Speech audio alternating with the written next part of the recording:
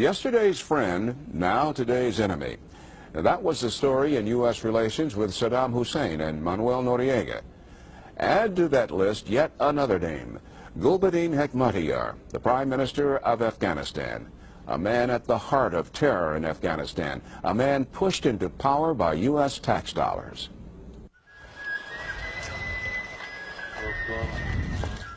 Kabul, Afghanistan. Once a city of roses and minarets. Now a scene from hell.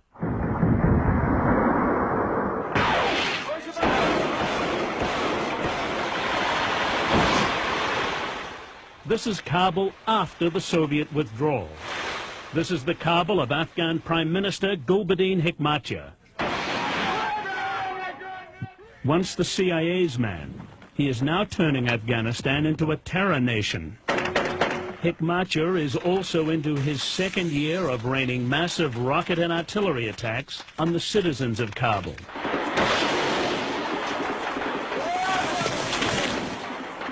It is from this chaos that the Afghan Prime Minister is able to recruit and train international terrorists, seeking out fighters ready to die for jihad. Who is this man, Prime Minister Gulbuddin Hekmatyar, destroying his own capital, encouraging Islamic radicalism around the world? Gulbuddin Hekmatyar is a creation of the intelligence services of the United States and Pakistan. His success, the result of the $1 billion he received from the CIA to fight the Soviets. U.S. support for Hekmatyar grew out of a desire to pull the Soviets into their own Vietnam. The CIA's overall strategy was a brilliant success. After 9 years of fighting, the Soviets bogged down in their own quagmire. The last Soviet troops pulled out in 1989. While the overall achievement was noble, tactically some errors were made. Some significant errors were made along the way. Error number one. Largely ignorant of Afghanistan, the CIA under President Reagan turned to Pakistan to take charge. The key here is that most American assistance to the Mujahideen was funneled through the Pakistanis.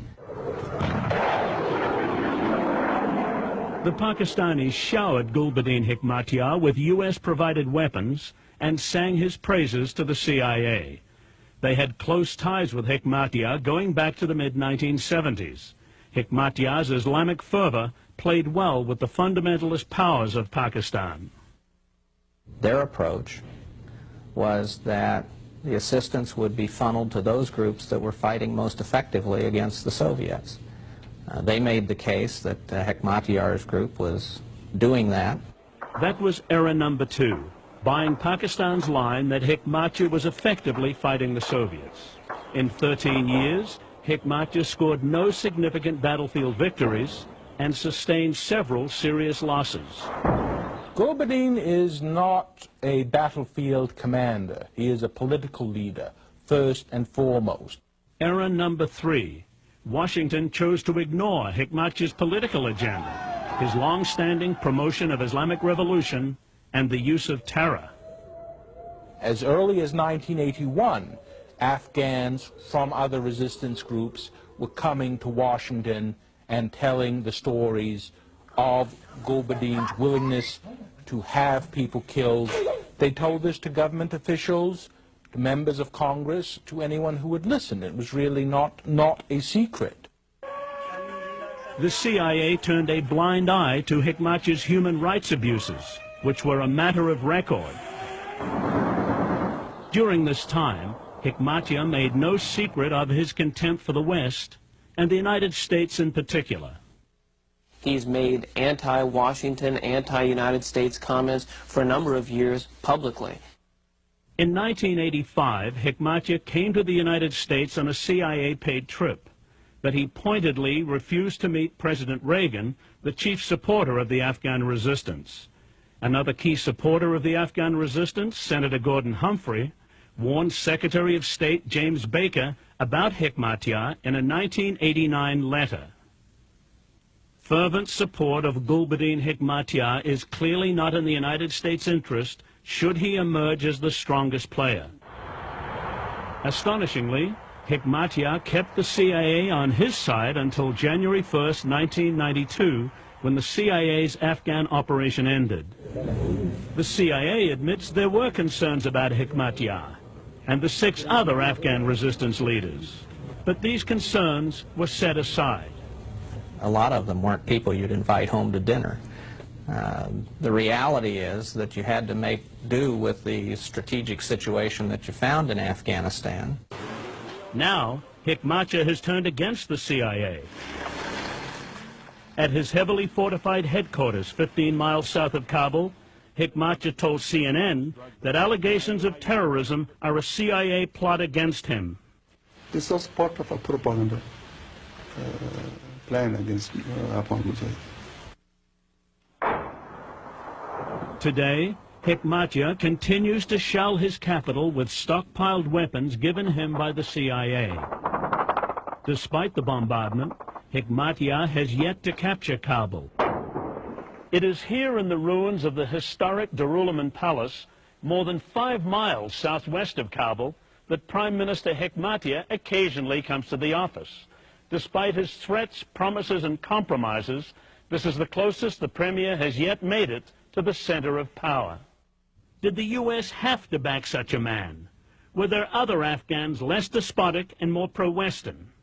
Who may have been more pro-Western and also who may have been, had a broader base of support amongst the Afghan people, such as the forces of Ahmedshah Massoud. Ahmedshah Massoud has certainly been the foremost battlefield resistance commander of the war. He is an educated, thoughtful leader, and certainly of all the Afghans thrust forward by the war, certainly he must be considered #1. Massoud is the one Afghan with the power to thwart Hekmatyar and his ambitions. Starting with a handful of supporters at the beginning of the war, Massoud fought off 9 major Soviet offensives aimed at destroying him.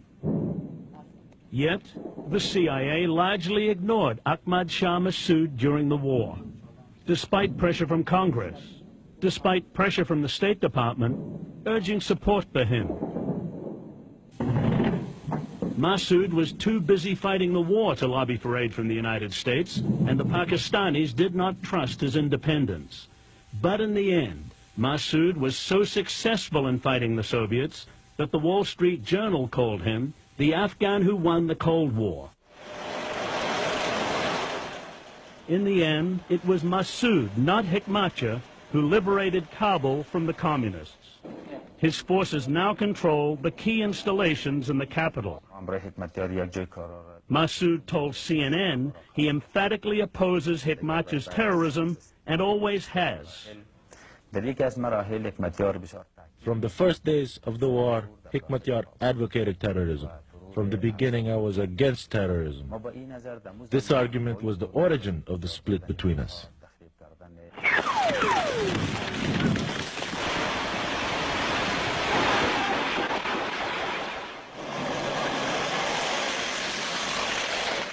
Divided in chaos, Afghanistan continues to attract Islamic radicals, a situation aggravated by income from a booming narcotics trade. Now, Massoud is reaching out to the United States and the West to help end the crisis. The West has 2 concerns. First, terrorist bases, and second, narcotics. Without Western support for the central government of Afghanistan, there is no way to stop narcotics or terrorism. The United States cannot afford to ignore Afghanistan. Instability in Afghanistan is not in the interest of the United States. It is in the interests of those who promote Islamic revolution. We ignore Afghanistan today really at our peril. And if Afghanistan was in the headlines in the late 1980s for all the right reasons, Afghanistan may well be in the headlines for all the wrong reasons in the 90s if some of these issues aren't addressed.